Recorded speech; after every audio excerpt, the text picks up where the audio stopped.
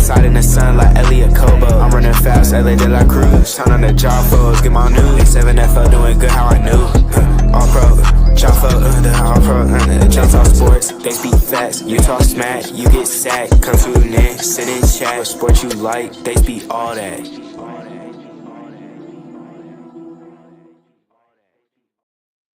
Hey, yo, ladies and gentlemen, welcome. Another episode of the All-Pro JAFFOs, bringing you the highly elevated sports talk for the highly elevated sports fan. I'm your host, JP. Alongside me, the greatest DJ on the whole fucking planet and CEO of Mad Sticks Entertainment, Mr. DJ Mad Sticks.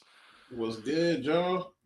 And going pretty decent so far today. Hope everybody's had a good week going into the weekend. We've got obviously college football playoffs have started. You got Notre Dame and Indiana going at it right now. Notre Dame leading 17-3 with looks like 13-15 left in the third quarter. So still plenty of ball left for Indiana, but it hasn't been looking good so far. We've got a guest coming in at the 7:30 mark. David Tolentino, a former DB for the Houston Roughnecks and a co-star of the hit series on ESPN Plus and Hulu, Player 54, with Dwayne "The Rock" Johnson, talking about basically the all the players that have been involved with the XFL, now the UFL. Now, so getting to have him on the show to talk a little bit is going to be nice, so stick around for that. If you're here live on the JAFFOs TV YouTube channel, be sure to catch the replay. If you don't get a chance to catch the live, go to the replay at Mike and Colby Sports Network on Roku and Fire TV. And if you're watching from Mike and Colby Sports Network on Roku and Fire TV and you want to catch out the live show, be sure to go to JAFFOs TV here on YouTube, and be sure to check us out everywhere else on social media for the All-Pro JAFFOs, or anywhere you can find us on social media, whether it's X, whether it's Instagram, Facebook, TikTok, wherever, we're there. Let's see, what can we get into? So much shit has been going down these last few days. A lot of the talk over the Heisman debate and stuff like that is still kind of going on. People are still a little upset with it. A lot of things going around with Colorado saying that they should have, been in the playoff.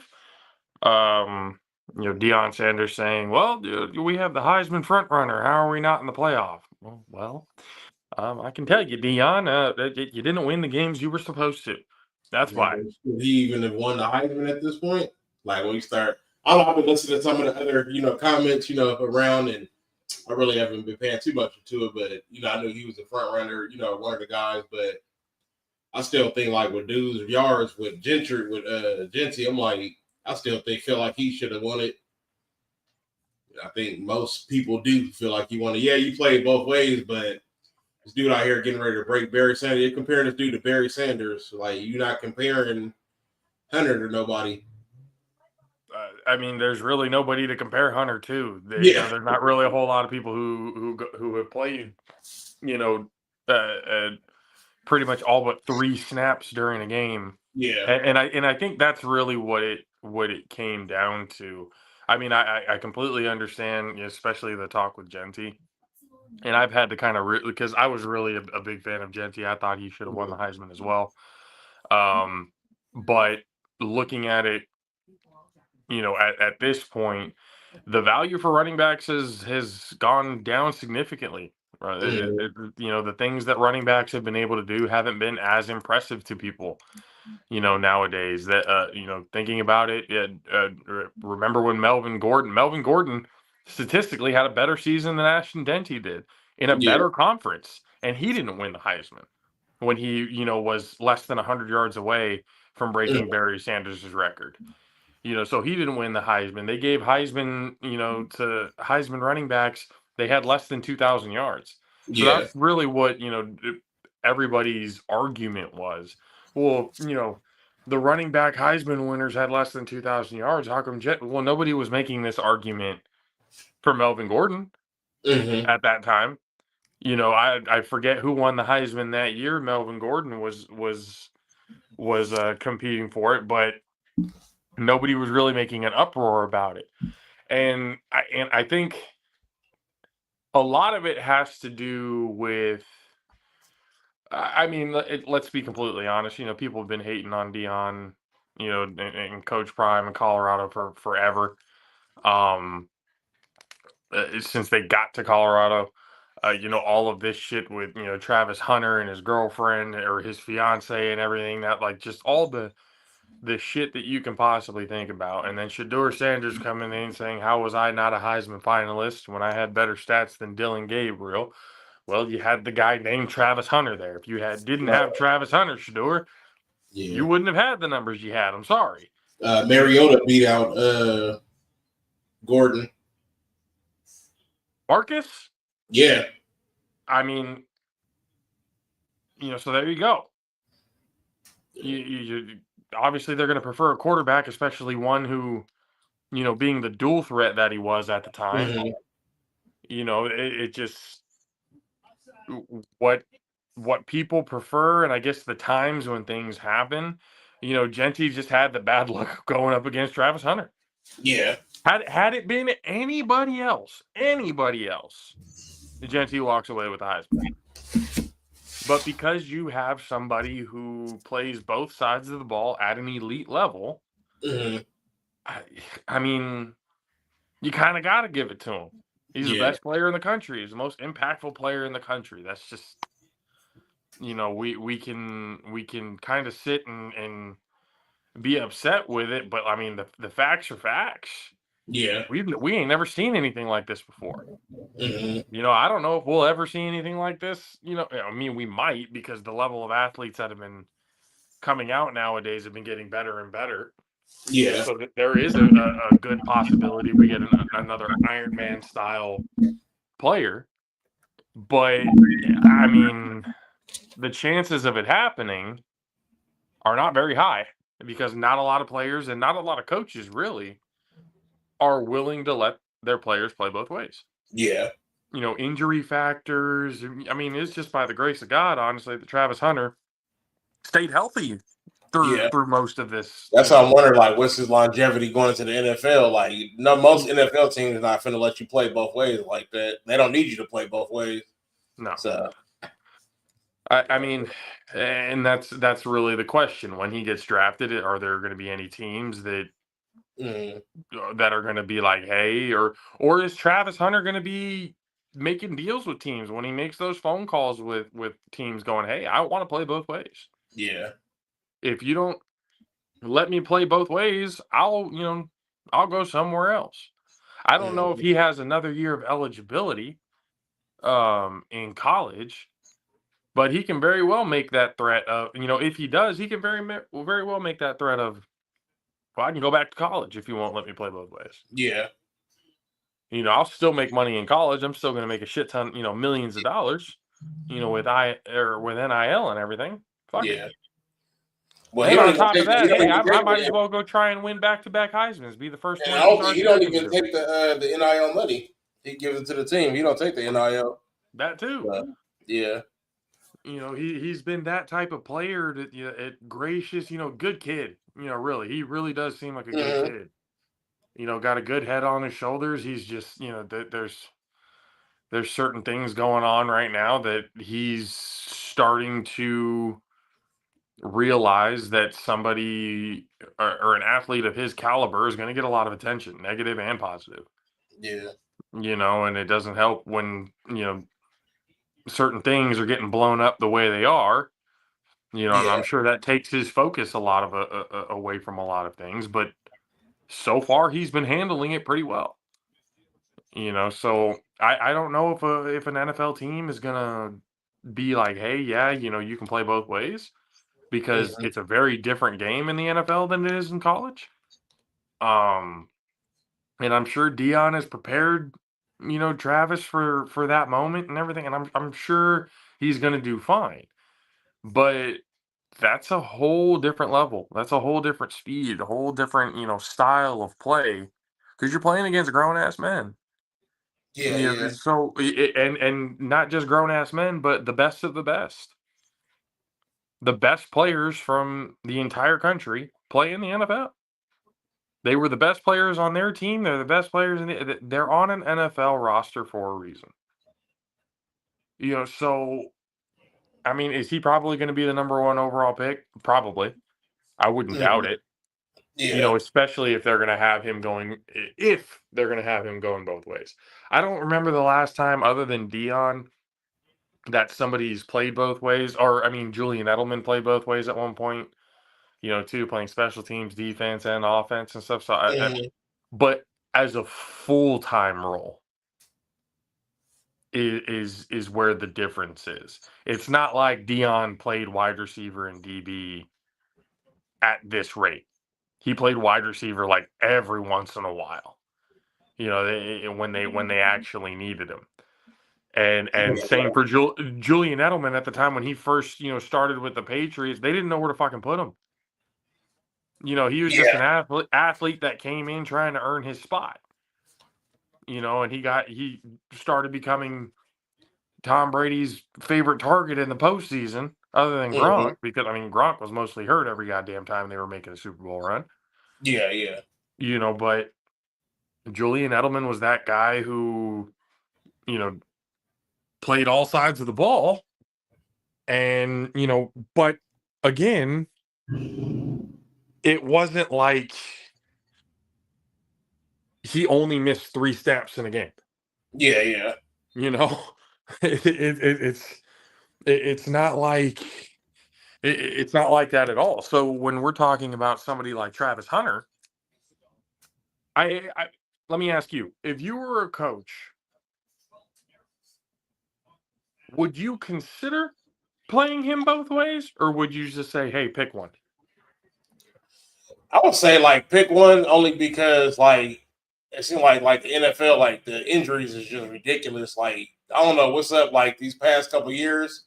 It's the injury rate is just insane. So I feel like pick one just to save your longevity, because you going both ways. All it takes, you just being a detriment to your team. That's a spot that another player can have, So you say you taking up these 2 spots, you get hurt, then that's 2 spots they got to fulfill. Now, that's 2 roles on that roster that, Would that not save him a roster spot, generally speaking?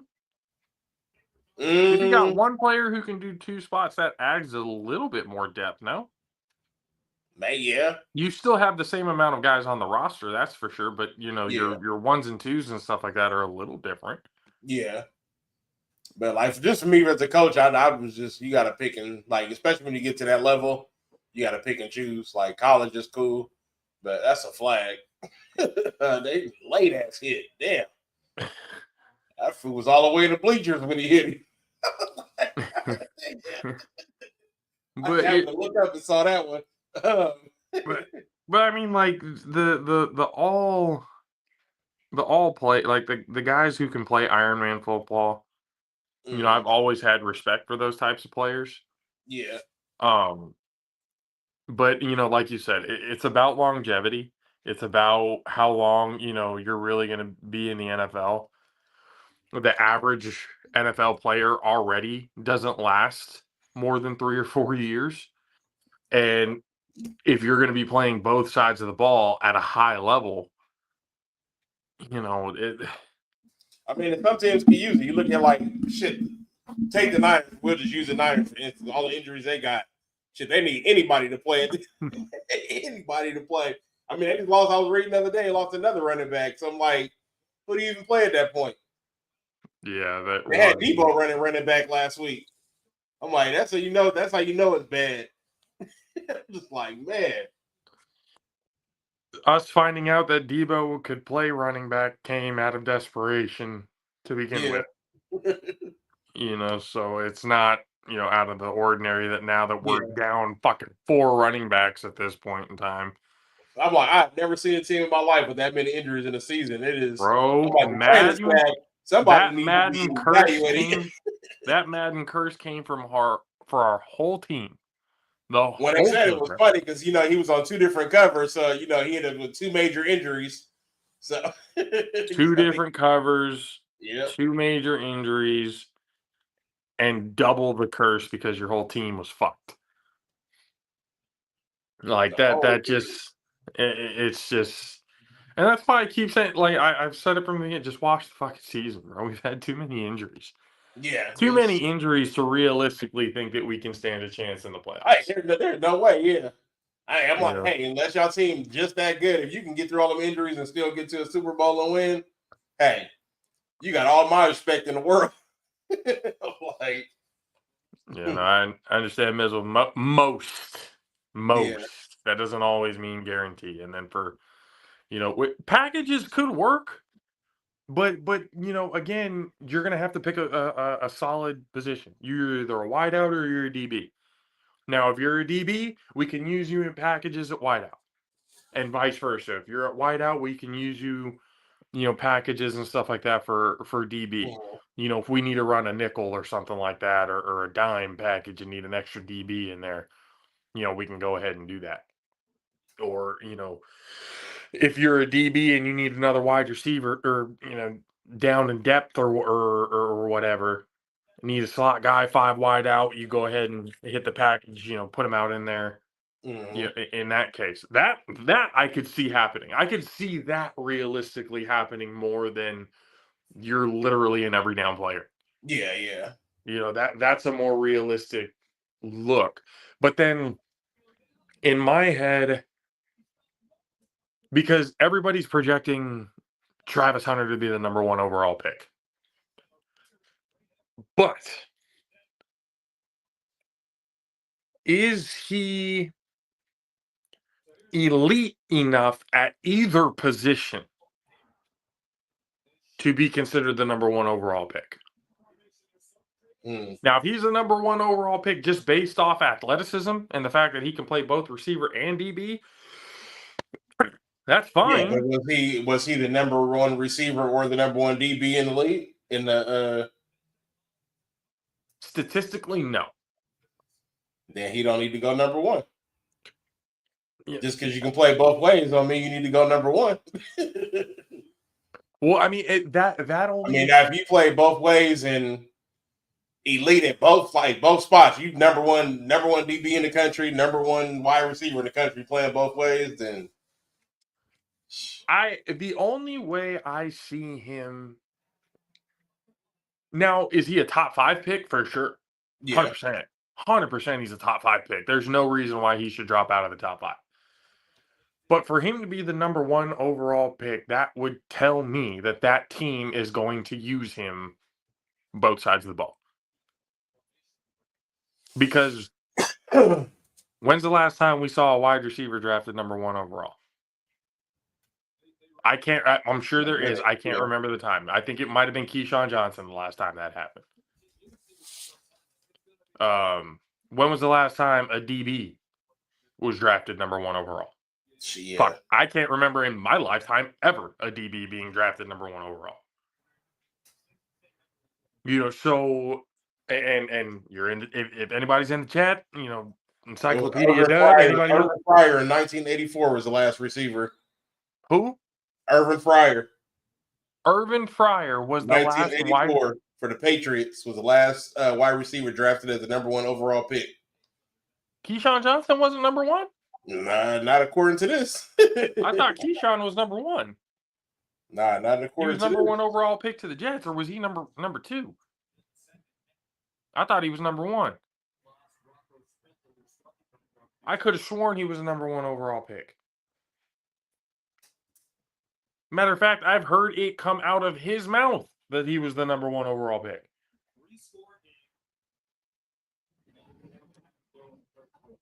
That's got. Let's see, was Keyshawn? Yeah, so that's right. Yeah, it said he was selected overall 1996. Yeah. So the other one was wrong. I don't know why the other one said Irvin Fryer. Okay. So 19. Yeah, it said Irvin Fryer. Yeah. Okay. Oh, my damn. Yeah, Okay. 96 was the last time a wide receiver was drafted number 1. Can you check to see when the last time a defensive back, a DB, was drafted number 1 overall? So 96 for a receiver, and prior to that, fucking 84. Yeah. I forgot about Urban Fryer. I was a kid when he was playing.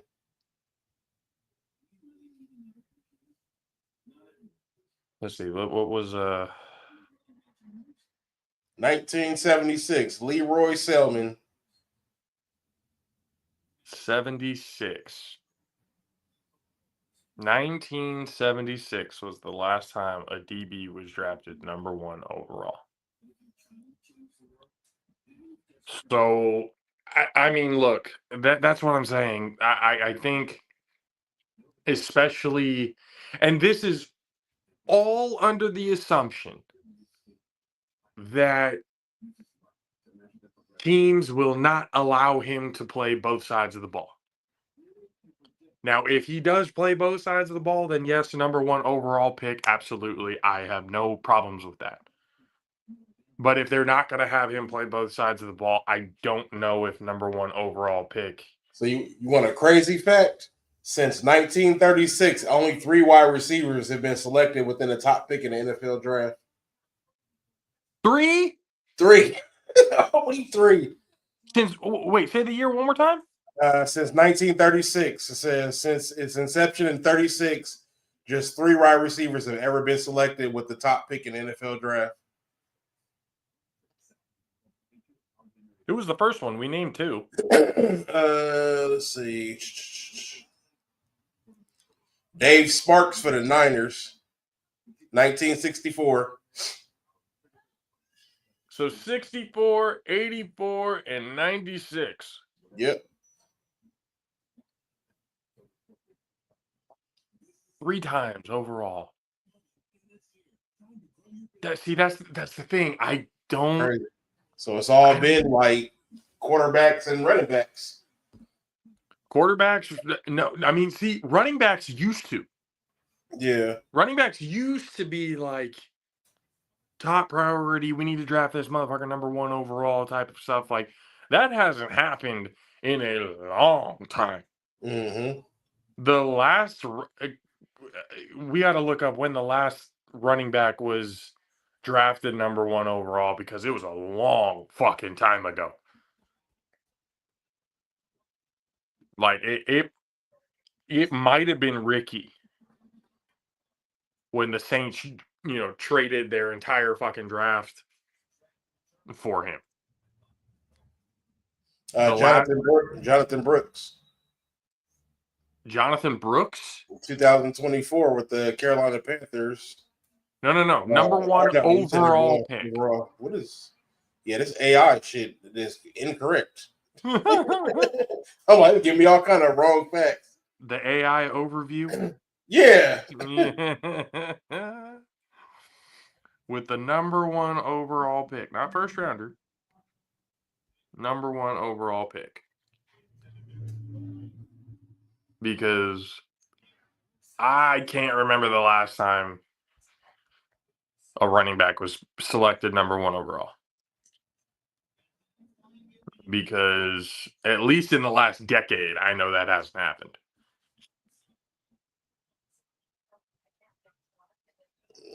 Let's see.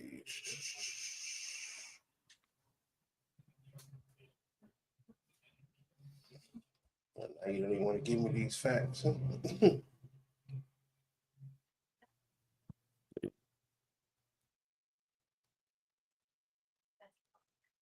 Who was the last running back to be drafted number 1 overall?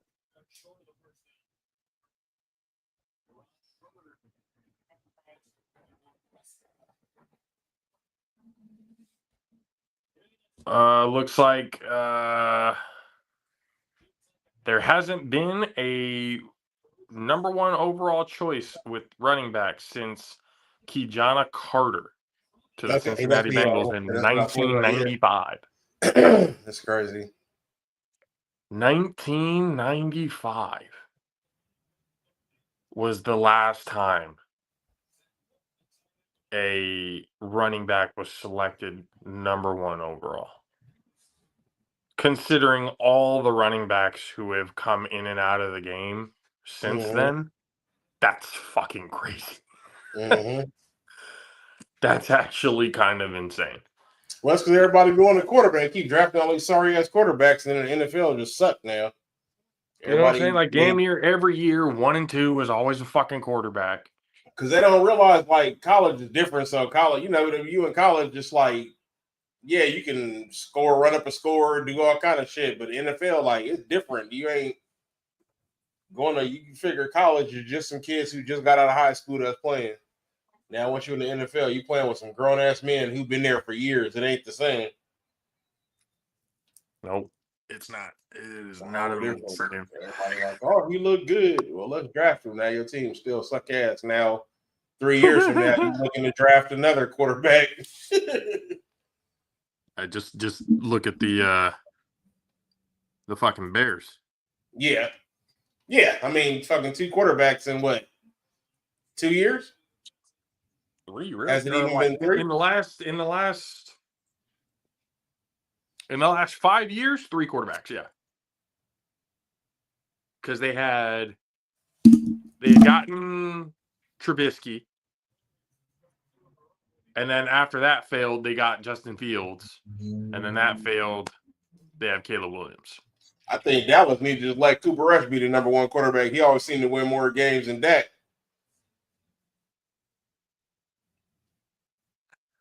Shit, at this point, I mean, shit, they've been winning. So what do? You trade Dak? Do something. I mean, I think Jerry. To be honest, I think Jerry's looking for a reason to do that anyway. He ain't gonna get you nowhere. He not getting you nowhere. He ain't been every time Cooper Rush played. I mean, last season when Dak got hurt, Cooper Rush, first 4 or 5 games, didn't lose. I mean, he lost his first one when he came back this year, but that's rest. I chalk that up to rest, and they ain't lost since. Yeah, Dakota hasn't been great in those clutch moments, we should say. Never did. Then he get that dumbass look on his face like he don't know what happened. That shit is irritating. That's why now I feel like I'll just be watching football just for fantasy. I just watch players now. I'm like, fuck a team. I just watch players. I just be like, hey, I like any team that got my player that's doing good in fantasy, except for the Niners. I like the Niners. That's the only team I'm still like, fuck them. They get hurt too much. I would never pick one of them on my fantasy team anyway. I fucked around in my my in-laws league. I picked McCaffrey overall, number 1 overall. You should have known better than that. You know what? I thought about it too before I did it. I thought about it too, going like, you know what? Last year was cool. What are the odds he finishes the year this year? And I just said, you know what? Fuck it.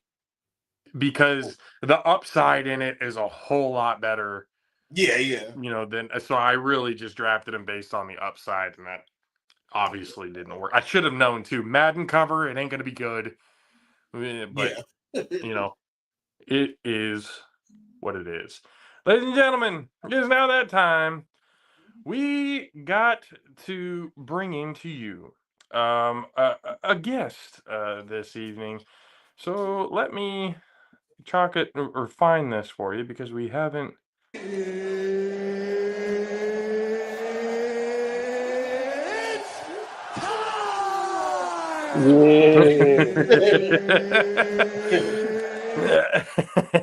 That's the guy right there. Ladies and gentlemen, please welcome to the show, to the Jaffo Army, Jaffo family. A DB for the Houston Roughnecks, a co-star for the Hulu and ESPN Plus series, Player 54, which you can go catch right now. Actually, hell of a series. I'm not going to lie to you. Ladies and gentlemen, please welcome to the show, Mr. David Tolentino. What's up, David? How are you, sir? What's going on, fellas? I'm chilling, man. I'm chilling. Yes, and Sacramento's own we see that. Yeah, Sacramento. So David, appreciate you for giving the time to be able to come on and talk. We at least from what I've seen and everything so far, I was actually getting really excited for it. Yeah, I hadn't watched too much of Player 54 before, yeah, and then us getting the confirmation, I was like, you know what, I have to because I wouldn't be doing my due diligence if I didn't. So watching the show, it's definitely, we love being able to talk to players and coaches that have come from certain backgrounds that they're been grinding and fighting to get to a certain position. And with you, that was definitely something that I noticed. I believe at one point during the show they mentioned you were working DoorDash, at yeah. one point, and a lot of things. So when it came to getting into the UFL that time, you went to Grand Valley, um, Grandview. Grandview. Sorry, not Grand Yeah, Valley. Sorry. So you went to Grandview, and then you get into the UFL, which was then at that time the XFL, playing under a legendary coach in man. Wade Phillips. Like how was that process getting to that point? Man, to be honest, it honestly coming from a small school, it honestly just feels like a dream, man. Like going from Division III NAIA school, to showing up to going to the national championship, losing in the championship, and then 2 or 3 weeks later, I'm at a Senior Bowl, and then getting approached by the Denver Broncos, and then all of a sudden, I have opportunity. XFL comes out, another door to open after the Denver Broncos didn't pull the trigger with me. Another door opens. Danny Garcia and Dwayne Rock Johnson, reopened the XFL, and I showed up to the first showcase in Bradenton, Florida, and I showed out. I worked my ass off. Showed up, showed out during DB drills. One of the head coaches for the St. Louis Battlehawks, Coach Betch, he approaches me, pulls me to the side, grabs my information down, and from June to the draft in November of 2022, I was thinking, St. Louis is going to grab me because, he approached me out of all the D1. I'm surrounded by nothing but Division I players, SEC, you name it. They're wearing their college shorts, their college shirt. They're looking at my shorts and my shirt, and they're like, Grandview, where that's at? And I'm like, man, it's a small school, private school up in Des Moines, Iowa. A pretty prestigious small school. So they win the conference championship every year. They go to national championship every year. So not a lot of D1 cats have heard of it. So everyone noticed me like, hey man, it don't matter, man. You showing up and you here. So and then just to be picked out of it was like 60 DBs, and like they split us up in like 4 groups of 10, and literally I'm the only Division III NAIA guy, and for a coach to come up to me out of all those guys, Alabama, Florida State, you name all the D1s, I guess it showed a lot, and yeah, that process was from June to November up to the draft. The Las Vegas Vipers reached out. Houston Roughnecks reached out all through email. Nothing, nothing serious. So I think I'm gonna be a battle hawk. But no, yeah, the grind. Instacart, DoorDash, any side hustle to provide for my family, my daughter and my girl. So yeah, it definitely was a grind. And then one day I was doing Instacart. I was doing a drop off, and I got a call from a Texas number, and it was Coach DB Coach Ford. And he tells me like, hey man, we thinking we might go with you in the draft. And then so draft day comes. I'm upstairs doing laundry. First round go by, second round go by, third round go by, fourth round go by, and I'm like, I'm gonna come late or I'm not gonna get the call. And then I remember I took a batch of clothes downstairs, And then text number call. Coach Ford calls again. And he's like, "Hey man, I want you to listen to this." And you can see it on, I think it's episode 1. You can Mm-hmm. see when he calls me and I'm downstairs. He's like, "I want you to listen to this." And then just hearing Danny Garcia say my name, like, man, it was crazy. It was like all the hard work paid off, man. Everyone telling me, "Oh, bro, don't waste your time, bro. You go to a D3, you go to an NAI, bro. Don't waste your time, bro. You're not gonna get a Yeah, call." and see that's the type of thing that honestly for myself, I mean, I played JUCO ball before I fucked up my knee, and then everything kind of went out from there. But I've always had that thought of this D1 or bust mindset Man, gotta is go. a killer to Gotta some go. really, really good athletes that are out there. Just being able to see all of, the athletes that come out of these FCS schools, D2, NAIA, D3, Yeah. all of the HBCUs. And it's just, how are we going to sit here? And there's professional Hall of Famers Man, that came out of these schools. There's like JJ Watt was a no star a no star. coming out. You've got Yeah. all that. Ward in college right now for Miami. He was a Yep. no star. Yeah. So you have all of these players who I always thought the star system was just it was a huge sham. I don't think it really tells everything it's supposed to about the player. Right. It says Because it how many closes. 5-star, 4-star pluses have we seen come and go like Right. a rotating door?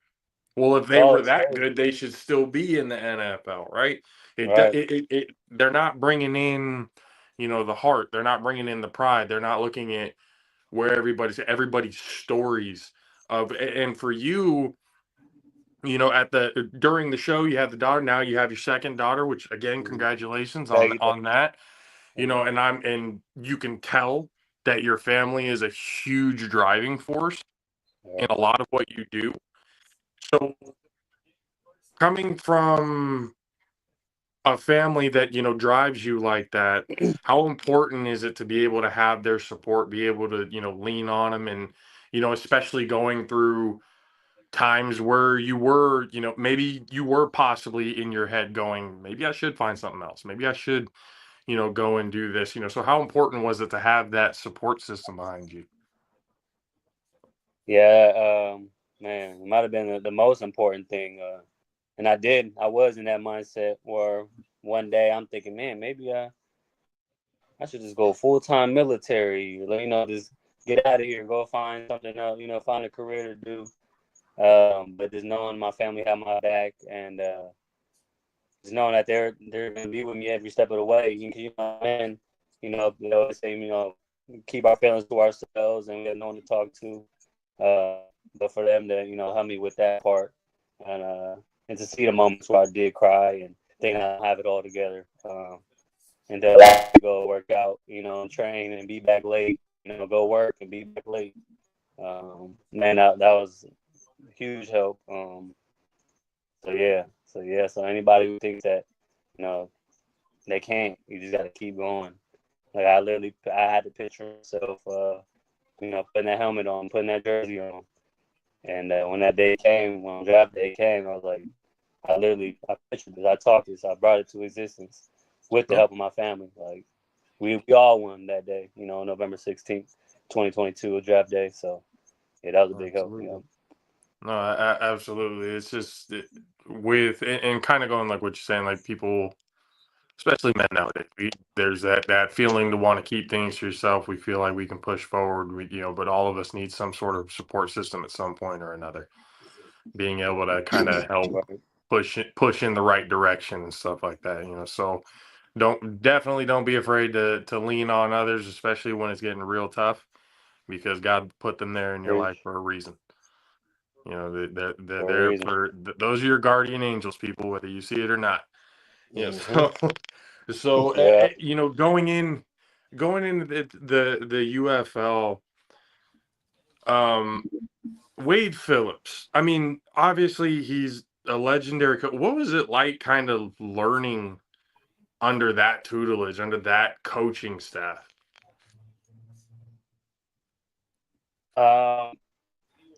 Learned that calmness can bring greatness. You know, we didn't have to have the raw coach on that, because, you know, to scream at us.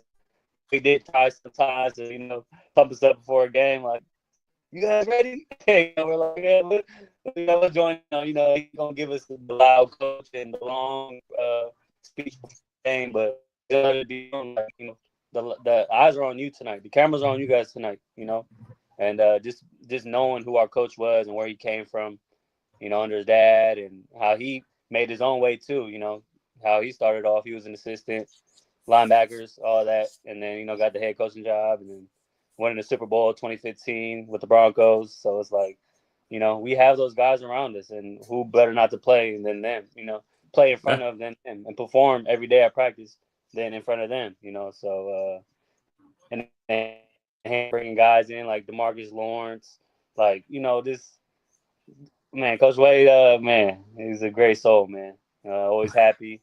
Never see him in a down mood.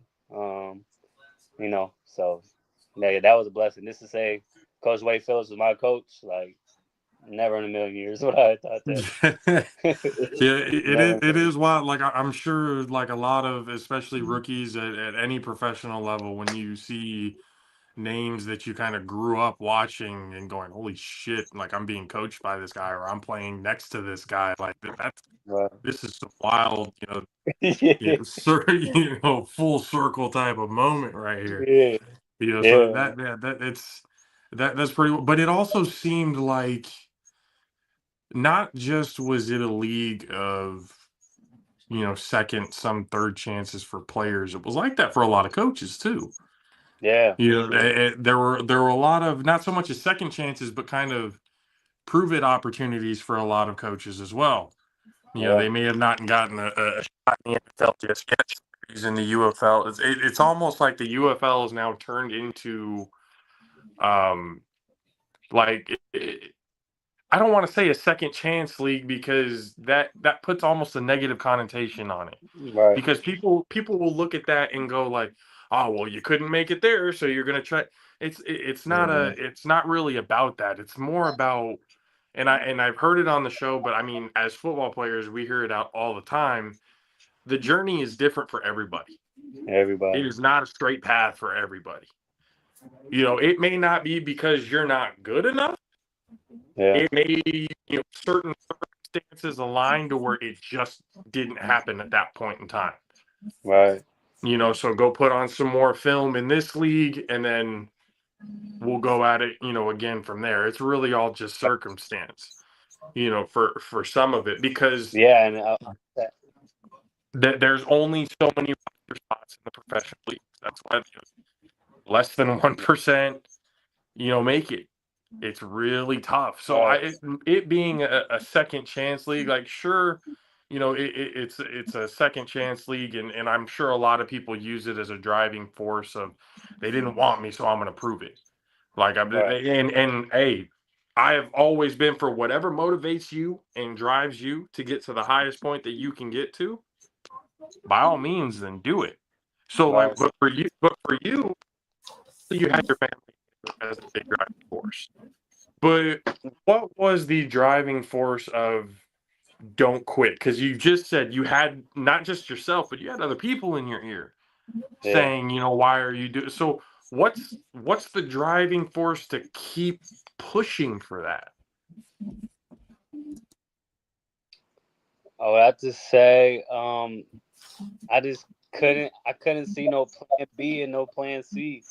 No matter how many times, some family members saying, just get a job, man. Like, like, you're sacrificing a lot right now. Like, you're sacrificing a lot. So, you're sleeping in your car. You're doing things that normal people shouldn't be doing when you have a shot to get a job anywhere, and, stack up money and get an apartment and, just live regular life. And just know my big brother passed away when I was 11, 12. He drowned in the American River. And he had a passion for music, and, like, I just, growing up, I just knew like, dang, like he passed away at 17. Like he didn't even get to see 18, 19. You know, he can't even be an adult like that. So who knows? What if he would have made it? You know, so it's like, so I know that was. And even saying it when I was sleeping in the car through junior college. And I don't know, this they went one ear and out the other when people would tell me this, like, bro, you don't have to do that. Why are you doing that? And it's like, no, like I have to, bro. It's like I have to get this scholarship. You know, and look, I was talking to, I was verbally committed to University of Colorado before I found out my Division I clock ended. That's why I had to go to Division II and committed to University of Nebraska Kearney. And then my senior year, I transferred over to Grandview. But it's like, what if I would have listened to them? What if I would have quit? Like, I would never be where I'm at right now. I wouldn't, you know, The Rock wouldn't be able to see my story. The world wouldn't be able to see my story. And then, yeah, man, yeah, go ahead. That so there's obviously a passion for it. There's a passion for the game. Otherwise, you wouldn't want to do it. There's enough of a passion to where you're sacrificing, right? You know, for it. And you can correct me if I'm wrong, but I'm almost like you in a sense. I would rather try and it not work out than to not try at all and not know if it would have worked out. You know, because if you would have just said, "Oh, you're right, I'm gonna go," who would you have been on Player 54? Had you listened to that? Would you be playing for the Roughnecks? You know, had you listened to that? That's it when it talks about passions and not having a plan A, plan B, because the focus is so, I know I can do this. I have the ability to do this. Yeah. And I would be a fool not to try and capitalize on an opportunity that was given to me. Yeah, yes, sir. You know, so the basically tuning on, and I'm sure it's difficult to tune. It's difficult for anybody to tune out, especially all the noise that goes on nowadays. It's really everybody's just trolling just to troll nowadays. Yeah. You know, it's wild. You know, they'd much rather hark on your failures than try to bring you up and give you that shine in your success. Yeah. You know, so, and when you do have that success, it's a really short-lived, all right, great job, because now we're waiting to see how spectacular your failure is going to be. Right, man. You know, like that's the whole, that idea of the underdog coming up and triumphing is kind of gone away nowadays for some weird reason. Right. So it's always nice for us to be able to talk to, because we've talked to coaches, we've talked to players, we've talked to at all levels, high school, you know, all the way up to professional. We've talked to Hall of Famers. We've talked to, you know, guys who did. So we've heard every single story, but the common denominator is that there is a struggle. It's a different struggle. It's some similar in certain ways, but there's a driving force to everything, and there's always they told me not to, they told me I couldn't. Man. Everyone from all the way down to Hall of Famers, even Hall of Famers have been told that they could not do it. You know, so the fact that, and I know I'm kind of talking a lot. It's just, we've had so many of these interviews. It's gotten to a point where when does that shift? When does it shift to the point where people actually see it for what it is? You know, like, and actually give, because what you're doing, it's not just sacrificing time. Your health is another thing that you're sacrificing. This is a very violent sport, inherently violent. We love it. Don't get me wrong. You know, we love the game, and you're a DB, so I know defensive players how y'all are when it comes to tackling. Rapping is almost non-existent Yeah. with y'all for some fucking reason now. I don't know why. Yeah. but not all DBs, but I'm just saying it's like y'all are just flying missiles. Trying Yeah. to bring somebody down, and it's a car crash for 6 seconds. 3 to 6 seconds on every single play. It's a fun game. We love the game, the camaraderie that comes with the game, the brotherhoods, the friendships, and everything that really come with the game is something I don't think people really understand. They look at this and they Yeah. go, oh, it's a Yeah. bunch of CTE jocks who don't know what the fuck they're talking about. There are some extremely Right. smart individuals who play this game and go through you have to be a Same smart lawyer. individual to play this game. You ain't got to. So You gotta have the IQ. I mean, you can't make it to the professional level without the IQ. If you don't know what you're doing, And if you don't know how to take direction, if you don't know how to read, you can have all the athletic ability in the world. If you don't have the IQ, you're not going to make it. You have not to at have the all. IQ. You got to watch film. So when you get into like the XFL, it was very different in a sense of not just spring ball. Your OTAs, very condensed. Y'all didn't have much Right. from to train for the regular season. Right. Yeah. So how was it like? What was the physical toll and the mental toll, like going through everything that was going on? Through that time, like, okay, we need to learn a playbook in 6 weeks. That's already tough. It's already tough enough Yeah. as it is to go a whole off season, but 6 weeks, holy shit! All right, we got to learn all of that. Yeah. We got to Yeah. learn all these assignments. We got to learn everything that we got to do in 6 weeks before game day to try to win a championship. Yeah. That's a tough one. So, what was the preparation like? Yeah. It was very, very, very fast paced. Yeah, it was very, very fast paced. So it's what, January 6th we got in. January 8th we were hitting the field. Pads on, uh, meetings, playbooks, install. We installed every day for the first 2 or 3 weeks. We installed a new formation, new defense every day. And just being surrounded around guys that already been in the NFL, just catching tips from them and them being in my ear, like, like, hey, bro, like, we're probably done with practice and film and meetings by 2 p.m. Hey, bro, yeah, we go hang out, we can kick it, but we got to be in that book, because if you at practice, if you don't know what you're doing, they're taking you out, bro, and they're gonna send you on that plane home. You're gonna show up the next day and your locker's gonna be empty.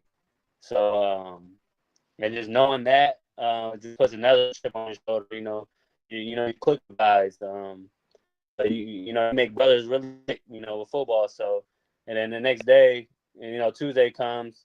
You were just having lunch with John on Monday, and they walk in the morning practice cleaned out.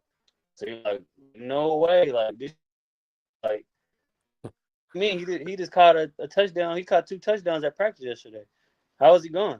So it's like, yeah, it don't matter the talent level. Coaches see something in you that they don't want, then they got to replace you. I got cut the last cuts like right before the first game. Then Coach Boyd and them told me that it was down. 2 of our top defense went down, so they had to cut somebody to bring 2 more guys in.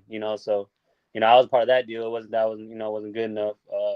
So they did bring me back week 4, but yeah, that first 6 weeks was very hectic, very fast paced. It was week 3, week 4, and we like, damn, like what day is it? Like we still in January? We didn't even know what day it was, because so much information was being instilled into us, and then having to perform.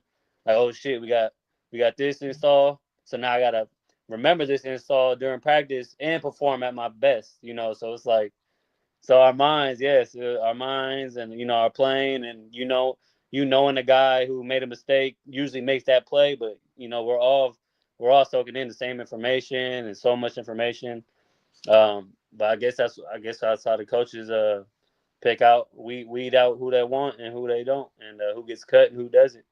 If it isn't due to injury. So yeah, them first 6 weeks were very, very hectic and fast paced. That was one thing that I'm sitting here looking at it going, hold on, they had 6 weeks to, and that's tough for even NFL guys. Like that amount of information in that Yeah. short amount of time, literally at any level. We can be completely honest. At any level, it is difficult, Right. and to have those expectations that it's really something that, and I'm sure it's not because of they want it this way. It's almost really kind of they have to have it that way, due to the Yeah. fall Yeah. season coming around and the off. Like there's really only so much TV time, sponsors, all that. There's really only so much that they have, and with the amount of teams, the amount of time, like it's still, and I'm sure playbook's still this fucking thick. Just a lot of Yeah. shit you have to get through. A lot of so that's that all in itself should tell people the IQ levels of these athletes that come into this game, because you need to have it. If you don't have it, the whole thing falls apart. And if the team isn't together in the mindset, we can call it now. There's really no reason to. Yeah. I mean, we can hit the field, but that's a formality. At this Yeah. point. Yeah. Yeah. So, but They'll have your plane but ticket at 6 a.m. the next morning, ready for you to go. yep. Yeah, so, but what was Yeah. the rotation like when it came to um guys coming in and out, getting cut? Like, was it really, because from not so much as the show, but just during the time of watching it, it almost did seem like we were seeing. I mean, other than your kind of mainstays, your QBs and other, but it almost seemed like a rotating door of players were coming in and out, whether it was due to injury or Yeah. what was that looking like at your time? That was it kind of like that, or Yeah. was it? No, yeah, that's what it seemed. That's what I'm saying. That we're at lunch eating. There's some young guys. The young guys just at the table, just not talking. And they're like, older guys like the NFL vets have been in the NFL 4 or 5 years. What's going on? Uh, I was hearing it too. I was like, oh, it seems like. Yeah, it was getting worse and worse. Yeah. I was like, oh, he might be. I don't know if his phone is dying, but he'll if he comes back in, he'll come back in. We'll be more than happy to have him back in. But yeah, no, I was gonna get to having that much turnover. Mm-hmm. You know how hard it is to mesh as a team. Yeah, because you're when not that happens. the same guy all the time. Yeah, you don't build that bond like that. There he goes.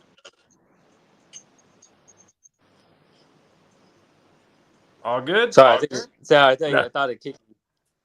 No. It's Yeah. For a second we were listening. I was like, oh, it's starting to get a little glitchy. And then when you went, I was like, there it is. I was connected to Wi-Fi. We're good. Right. But yeah, so some of the young guys is having that on their mind. Oh well, learning from the vets is like you can't be thinking about cuts, like and then especially like when we come in Tuesday practice and then seeing Jimmy gone, and we're like, bro, like no way. So it's like anybody could be next, and then we're at the lunch table talking about it, and just the vets just being in our ear, like, hey man, like that's the reality of the game, man. Like you could be the star player, bro. If for some reason you have to go, bro. So just worry about your playbook, worry about how you perform at practice, and God forbid you get cut, you don't get cut. But that's the cuts is the last thing that should be on your mind. But it was on everyone's Yeah. mind, just the reality of it. And then so every morning, we're we'll come into the locker room, and the first thing you'll see everybody do is just turn that corner just to see if your locker is there, see if everything's in there.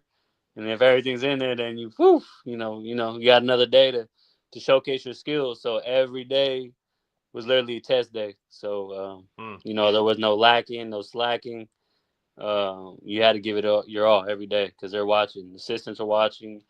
There's cameras in the sky watching. So, and film you will get exposed. So, yeah, everybody had to go 120%. Film does not lie. Yeah, film does not lie because there's a exactly. rewind button on that. Yeah. That's why. Yeah. And coaches love pressing that rewind button when something happens. Yeah, you see who was in that book and who wasn't, man. But I was just telling Matt Six, I was like, when you cut out for the second, I was gonna lead it because with that much of like a rotating door, it's really hard to mesh as a team when you have so many different people. It's like, oh, all right, well, now we got to mold with this guy. Oh, well, now Jimmy's gone again. Now we got to mold with, John over here. Oh, fuck, now John's gone. Now that, all right, Mike, now we got to mess with you. It's like, it's this whole, it makes it even more difficult to be successful. Right. Because of, the rotating door of players for whatever reason it is, to the playbook, to everything else that out. So again, it's really, commendable to see you guys, in a sense, thrive through it. And then obviously everybody's going to kind of, we're thinking about cuts. Well, no shit. When cuts are happening every single day, you're going to think the vets are like, oh, I don't even think, easy for you to say. Yeah. It's like, you're not the one really worried at this point. So it's but there's that feeling, especially with that short amount of time, there's not really a whole lot of wiggle room for hiccups, for mistakes, and stuff like that to go on. So if anything, that makes this league a little bit tougher. Yeah. In a sense that if you can make it in this chaotic league that it is, because that's really what it is. That's chaos. That is a lot of chaos going on in a short amount of time in a football season. Unless that can get expanded a little bit and cleaned report, that is just going to be pure chaos from start to finish. And if you can make it through that chaos, you can there should be no reason why NFL teams shouldn't be looking at it going, oh, okay, this is like the UFL all of a sudden becomes from second chance guys to where this is where we're going to find those high IQ guys. Yeah. This is where we're going to find those, the diamond in the rough, the ones that, we didn't look at them because they didn't go to the big sexy schools and all that shit. But these are the guys that we're going to find out going, oh shit, we passed on this, because that happens all the time. I don't think, again, because people don't understand that. Like, that happens all the time. Doug Flutie was a Canadian Football League legend before he really came into the NFL. Jim Kelly, he didn't even want to play in Buffalo. That's why he went and played for the United Football League. Like you had Warren Moon, Canadian Football League legend before he became the starter for the Oilers. There's so many different moving pieces and so many different paths that it kind of goes back to the beginning of getting out of that mindset of D1 or bust. If we don't make it, then, it's kind of, it's like, no, you have a different path. If anything, it's going to show you took the hardest path to get here. So if I'm a coach and I look at, all right, you're all professionals because you deserve to be professionals. You're here for a reason. Right. But to be completely honest, I want to see who took the hardest path. Because the hardest path to get here shows me the character that you have. It shows me you didn't quit. It shows me you gave it your all, you busted your ass, and you became a leader and a better athlete and a better person because of it. Amen. So the guy who had all the talent in the world had the easy path. Everybody basically kissed his ass the entire way, and he made it. You're like, yeah, he's cool, but those are the guys that we have problems with in the locker room. Those are the guys that we end up have cancers because nobody can fucking tell them no. Yeah. You To know, our and man. and and and on the other side, you have the guys who nobody has told them anything but no, Yeah. and they've still fought through it, and they've still come back and gotten to that higher level for it. Yeah. So I mean, as long as you can, David, I mean, just keep as long as you have a love for it and a passion for it, and things are working, it's gonna happen. I think Sir. things are going to happen. Yes, And sir. and I know we see that. I know everybody else who's probably, worked with you sees that. There's an effort there. So just keep grinding. Good things are gonna happen, and I've said this plenty of time. God puts his best soldiers through the toughest tasks. Amen. Amen to So that. that's only gonna make you a better man. And your girls are gonna look up and go, you know what? Your kids are going to notice that. Your Yeah. family's going to notice that. Everybody's going to notice the grind and everything that comes with it. So just keep working, sir. Yep. I look forward to continuing to see, everything that happens for you. And like we have told everybody who has been on this show, once you are here, there's an open invitation for you to come on and talk whenever you want. It doesn't even have to be about this. We can be bullshitting about whatever, other Yeah. leagues or Yeah. whatever it is you want to see. But once you're here, it's Jaffa family forever. So, David, we appreciate you, sir, for Sir. giving us your time, and hopefully we will see you again soon. And we know we're going to see you at the next level, sir. Yes, We know sir. we know I it'll appreciate happen. that and being able to get to broadcast my story and to uplift others who think they ain't have no hope. Just keep kicking doors down and just keep pushing, man. So I appreciate this opportunity once again. Oh yeah. And yeah, talk soon. Absolutely. David Tolentino, ladies and gentlemen. Have a good one, sir. Wait, whoa, whoa, whoa, whoa. This is the one I wanted. That other one is reserved for Baker Mayfield. That's a whole different story. I'm sorry. That my finger slipped on that one. Let's give him the right one. Yeah, see, it wouldn't be the Jaffos if something didn't fuck. I appreciate you, David. Have a good one, sir. Have a great rest of your night. I appreciate it, fellas. Likewise. All right. Sir. David That's fine. Tolentino, I'm over here trying to give him a send off, and I No, accidentally put right. "May he That's rest in some shit." shit. Yeah. This mother. All right, yep.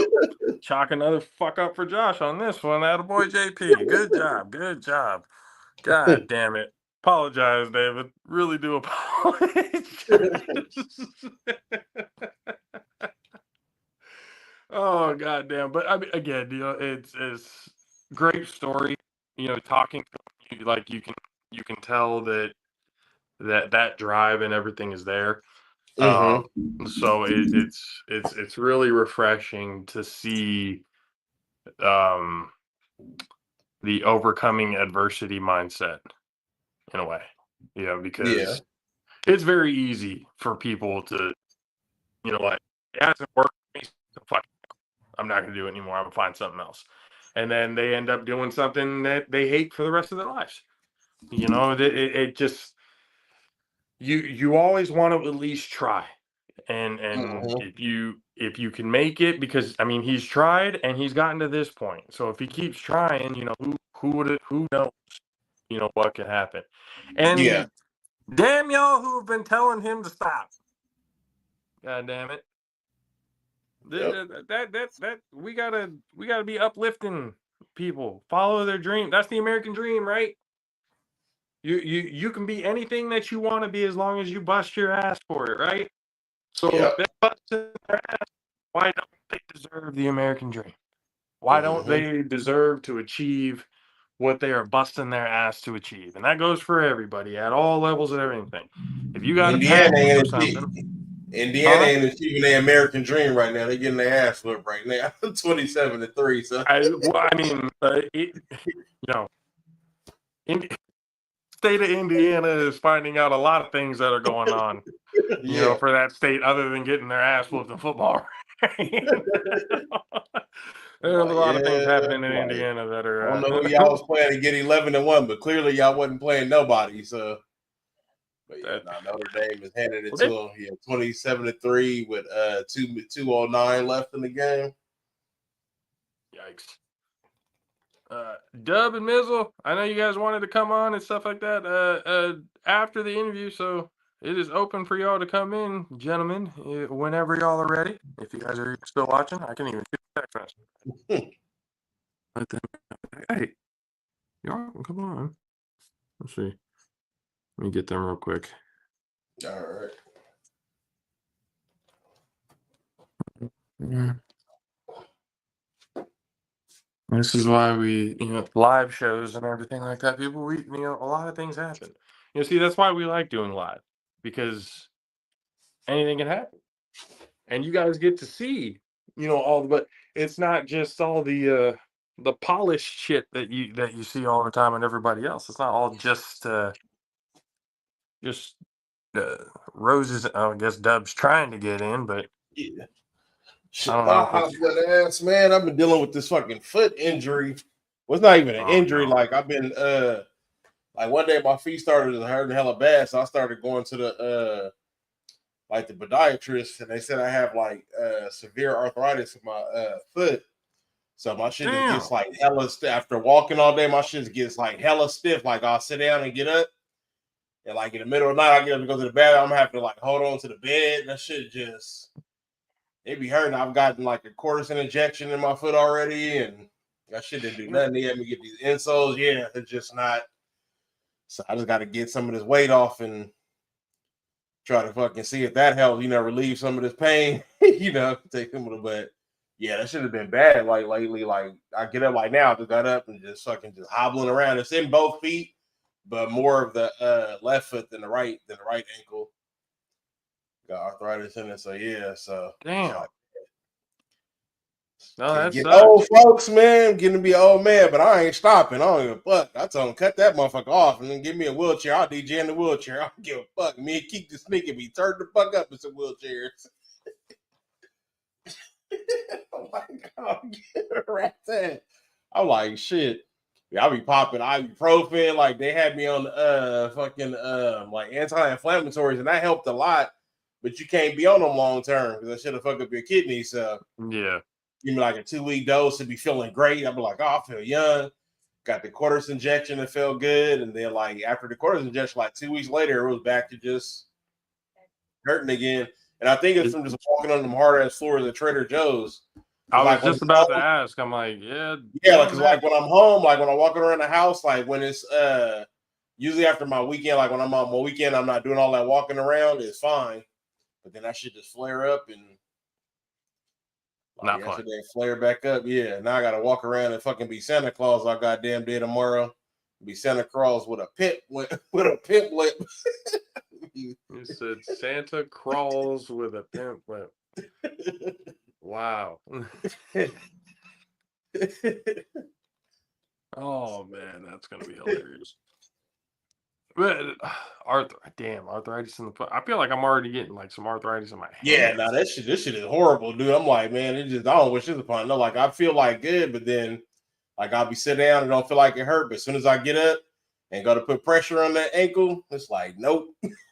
Like I'm like, man, and it takes a minute, like it'll loosen up, but it like takes a minute, especially like if I'm sleeping, get up.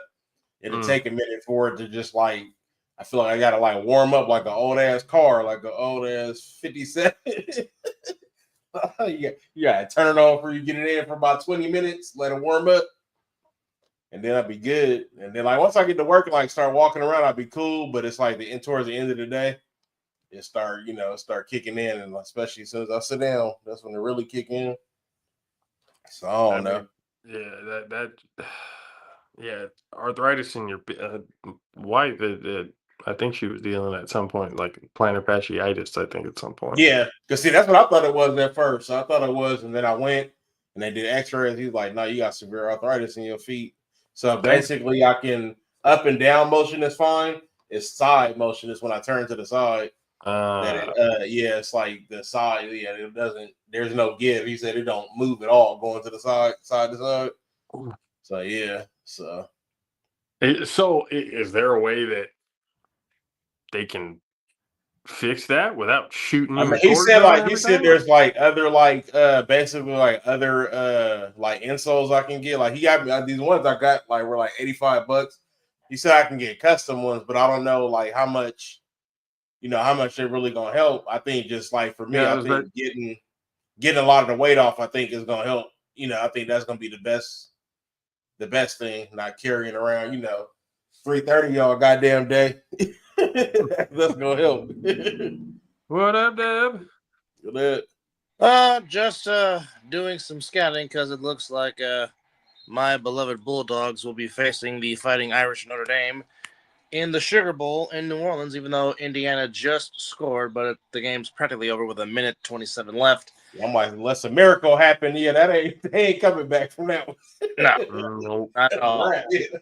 But I'm like, that'd be a wild ending. Hey, things happen, but yeah, I'm like to come back from that in about a minute. Yeah.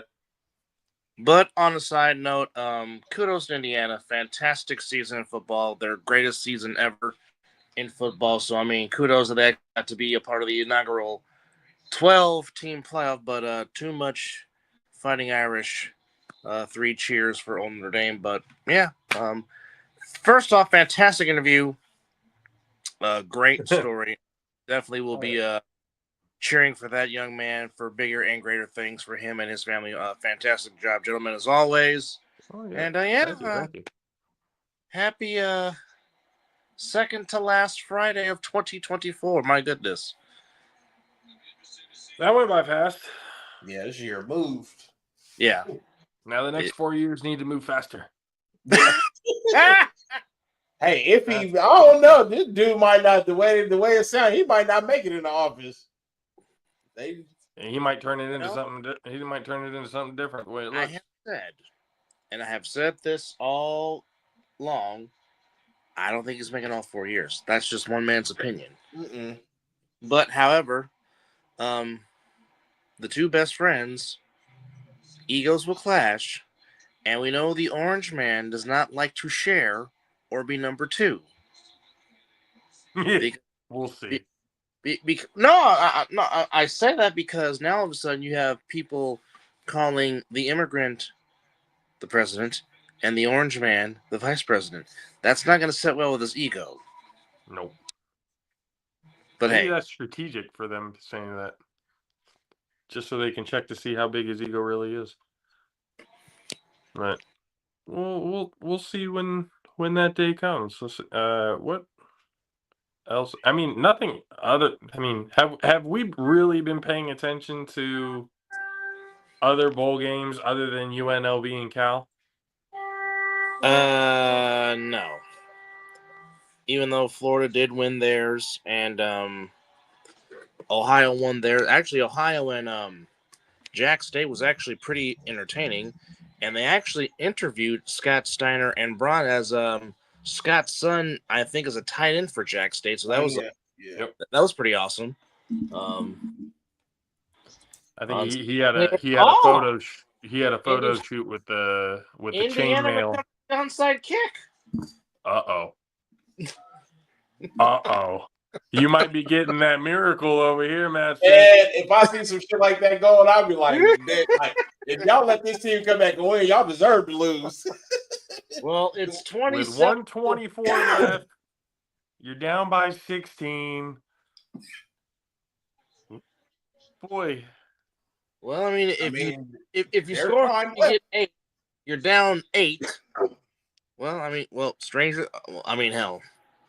The Patriots are down 25 in the Super Bowl. We know what happened. So, I mean, hell. I mean, if Notre Dame loses, that might be. You know what? They might as well just not ever be in a conference anymore, or ever. Like, don't even. I know I've been saying they need to stop, being a bunch of bitches and join a conference. But you know what? After that, your program's gonna die. If that happens, you're going to get so many people transferring the fuck out of that school. You lose after 27-3 lead at one point. Yeah, and they kind of losing the Yeah, fourth quarter. yeah, With a yeah. minute left. Yeah, you Yeah, deserve with to the lose. Did you guys last know two. the app now? The what? Did you know that StreamYard has an app? It does, and it's only for the guests. Ah, interesting. Yeah, if to run it, you actually have to go off the the internet and everything else like that. But for guests, there's an app for guests now, so that's Wow, good for that In- case.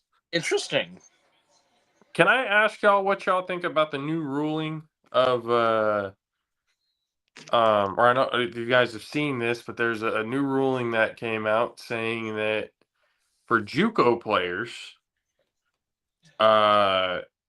even though they spend 1 or 2 years at a JUCO, they are still eligible for the full 4 years wherever they transfer to. Now, it used to be like 2 years and 2 Yeah, years. yeah. It's still 4 years, but 2 and 2. But now, they're saying you can spend 1 or 2 years, but you're still eligible for 4 years at a D1. Boy, times have changed, haven't they? I don't know how. At first I was like, that's pretty cool because in my head I go back to when I was playing. I was like, all right, that would have been cool for me, Mm-hmm. like back then. But now, in hindsight, you kind of look at it going, all right, that's cool because it's another opportunity. But I mean, we're starting to see more and more Mike Glennons in this league. We're starting to see more and more like what was fucker from Oklahoma State? Who was that? Brandon Whedon. We're starting to see a lot of Brandon Whedons. 31-year-olds, like 26, like 27, 28-year-olds. Bo Nix has been in college since Justin Herbert was in college. And Justin Herbert's been in the league for 5 years. Boy, that throw Cam Rising for Utah is going on his 9th year. 9th year, yeah. And he's coming back to Utah again next season. Like, what the fuck is this? Like, but then again, Cam Rising keeps getting hurt, so that's why he keeps coming back. All these dang medical red shirts. I mean, at some point, I'm like, okay, you know what? You are Van Wildering the fuck out of the whole thing right now. Like, you are now becoming an old ass man at that university. You need to stop. You need to once you hit 24, 25, there's no reason why you need to be playing for the college football team. Like you need to move on to somewhere. Like I don't understand that. The tight end from Miami who's on what is like 12th year or some shit. I know I'm probably over exaggerating that, but it's at least year number 10. He has spent a decade in fucking college football. I swear to God. Like I don't understand the appeal in that. Like I don't understand why. Like, isn't the point to get to the next level as quickly as possible? Because I mean, by the time if you're a rookie at 26, Maybe it just 27, take them that much time to develop. No, well, for instance, like if you go to BYU, sometimes you have a 2-year mission, and then when you come back, you might be 26. So there are some exceptions to the rule. I know, for example, Roger Staubach had to fulfill his Navy obligations before he was able to play in the NFL. So I mean, there's still the case to this day, if I'm not mistaken. Yes. But I just found out that apparently you can transfer out of Navy. Oh. So I didn't know you could do that, but apparently there's some Navy and Army guys who are hitting the fucking transfer portal trying to go somewhere else. I didn't know that was possible, but apparently it is. Because I mean, you play college football at one of the 3 academies. It was you play football, then you fulfill your obligation and fulfill your mission, your mission statement. Yep. Like I said, times have changed. My God. It is definitely a different era, but yeah, like the JUCO thing, And they said like, oh, well, a lot of players are probably going to take this route now. I'm like, well, a lot of players probably take the JUCO route to begin with for one reason or another. Mm-hmm. You know, the JUCO route was one of those. I always thought it was probably like the best route for obviously for the players who didn't get, D1 straight out the gate or something like that. And then for at least those 1 to 2 years at the JUCO, you're not racking up a shit ton of fucking debt. No. You were getting the same education, like honestly, you were getting the same education through those first 2 years at the JUCO than you would be at the university because you're still learning like whatever your major is, those subjects are still the same. Mm-hmm. No matter where you go. I know. The level of education, I guess, is a little bit, but like the subjects and everything are all. So most people taking the JUCO route, they're saving themselves big time money. I know for me instantly when you mentioned that, I know Drake Davis from Vallejo High. He comes to mind because he went to JC at Solana Community College, and in turn ended up going to the University of Kentucky and have a very solid career as a Kentucky Wildcat. So, I mean, it has worked for a lot of people. So I mean, it's interesting to see how that plays out. I don't know. I mean, with this whole NIL money that has just practically changed everything. I mean, I guess some people enjoy the being a college player. I guess I don't know.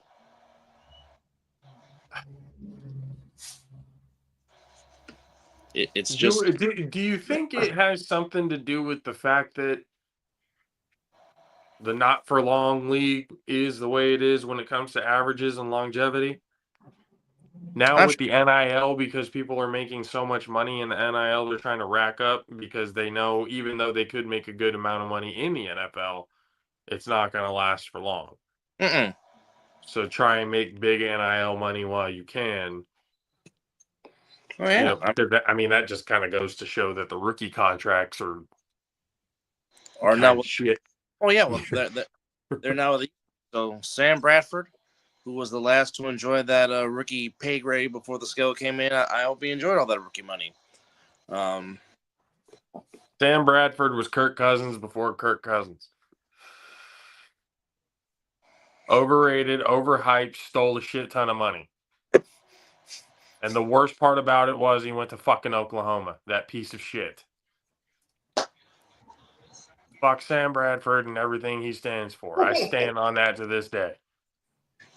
He is one of the most hated Oklahoma Sooners I've ever done. For me personally, fuck Sam Bradford and everything. Passion. Like that man can eat an entire bag of dicks for all I care. That man did nothing but steal money from the NFL for his mediocre ass play. And if I'm not mistaken, played for the same fucking teams minus Atlanta. He played in St. Louis and then he went to the fucking Vikings. And then went off to Atlanta. They just scored again. Oh no. 17-27. Oh no. On the high, he scored that one. 25 seconds though? No way. Yeah. No way. 17-27. The only way this and it's they recover the onside kick again. Yeah, recover onside kick and score again real quick. So wait a minute. So wait, I'm looking at it right here. 17-27. They haven't gone. Oh, the 2-point conversion failed. Okay, then yeah, they're fucked. Yes. It's 2-possession game now. They're screwed. Yes. Yes, I'm a few minutes behind. I haven't seen a 2-point conversion yet. Can you hold on? Imagine this. Imagine this. Like this is like less than 1% chance of ever happening. Kick the onside kick, get it. Throw a Hail Mary, get it. Kick the onside kick, get it. Boom. Field goal. Or even shit, another Hail Mary for the win. All within 25 seconds. It's possible. In video games? Technically, it's possible. That's mad and shit. Technically, it's possible if each play goes like the minimum, 4 seconds, 4 or 5 seconds. It could work. That was a great play by the defender. Mm-hmm. Yeah, got his hand in there. Otherwise, that would have been a 2-point conversion. That probably saved their ass right there. Yeah. Because if they would have got that 2-point conversion, all the momentum is on Indiana's side. Mm-hmm. And then it might have guaranteed that they would have got the onside kick again. Well, it's hard to believe that this is the first non-NBC broadcast of a Notre Dame home game since 1990. Jesus. Seriously? Seriously. Since 1991, all Notre Dame home games have been broadcasted on NBC. Can I ask what the appeal of Notre Dame is?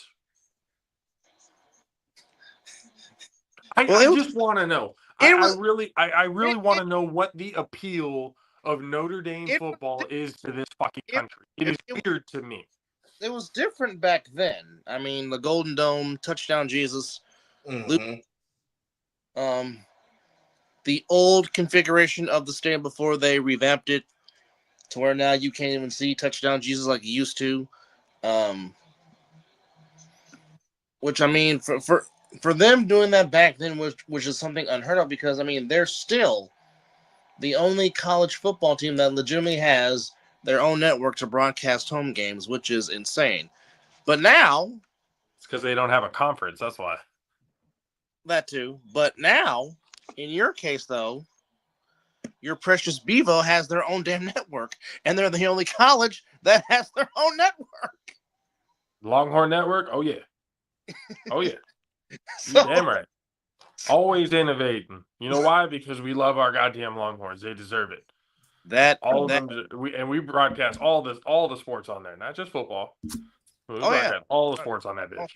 That, and I'm sure Matthew McConaughey paid a nice help pay a nice bid also. All right. So there you go. So Notre Dame pulls off the win 27-17 over Indiana.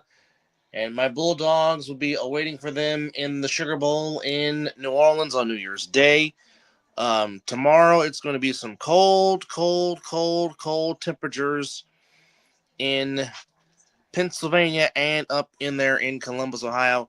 Do you think there's a lot of pressure on Ohio State, given the fact that they came off losing to Michigan at home, and then you have a home playoff game at home? Can Tennessee take advantage? I think Ohio State is shitting themselves right now. Oh, boy. There is a lot of talk going on, especially with that Tennessee lineman saying, no, we are going to plant that fucking flag in your stadium. Uh-oh. I was like, okay, this is going to turn into something. For all intents and purposes, Ohio State should win this game. But Tennessee has been no slouch all season long. No, they have not. So, they are playing with an absolute this has been the best Tennessee football I've seen in a long time. Yes. In a very long time. So that Ohio State has every right to be afraid of that. Tennessee might be that dark horse team that secretly nobody wants to play right now. Good point. Hey, so who was that coach back in the day that used to coach Tennessee? I can't think of his name. I can see his face, but I can't think of his name. How far back we looking? Yeah. Probably like early 90s. I think that was the last time I watched Tennessee. It had to be like 90s. Like when Peyton was there? I don't remember Peyton being there.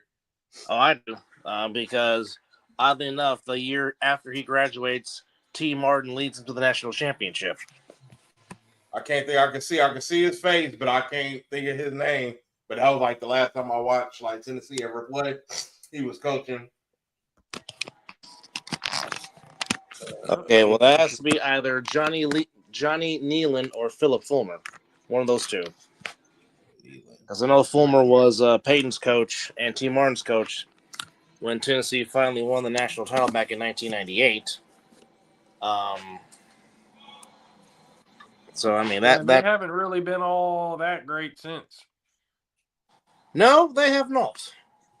So this year has definitely been, a really up. But yeah, I definitely think that they're a team that is scary to others, and they're a bad matchup to some other teams in these Yeah, Oh, yeah. these brackets too. Philip Fulmer. Yeah, Philip Fulmer. He was. Yeah, that's what. Well, yeah, that's what I remember. I'm like, yep, that's Yeah, him. he That was the was- last time I watched Tennessee play. Yep. He was Peyton Manning's coach, but like I said, he was the head coach when T. Martin was the quarterback. When T. Martin led Tennessee to the very first BS, as I like to call it, the first BCS national championship was won by Tennessee when they won the Fiesta Bowl against the Florida State Seminoles. Sorry, Mizzle. I know memories. I'm sorry. I love you. But yeah. Is it bad that I have no faith in my team winning? Against Clemson at home? Really? You want to know why? Why? Because Quinn, number three is a starting quarterback. yes, Quinn Ewers, yes.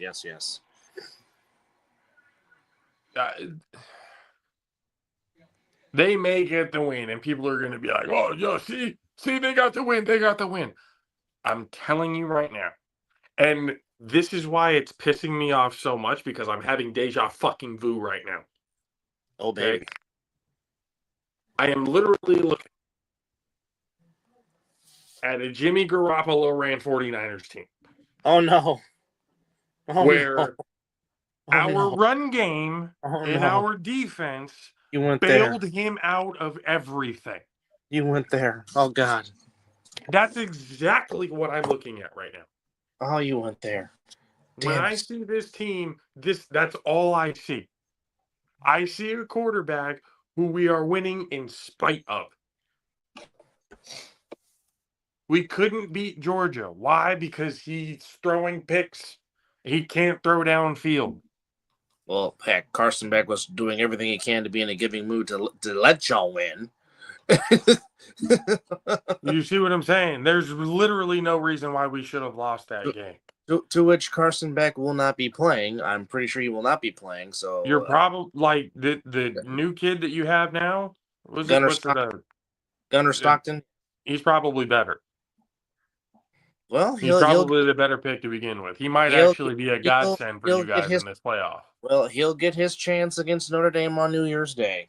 But like Clemson, this will be the first time we're ever playing Clemson too, which is another reason why I'm like, this doesn't make me, because we have no past reference.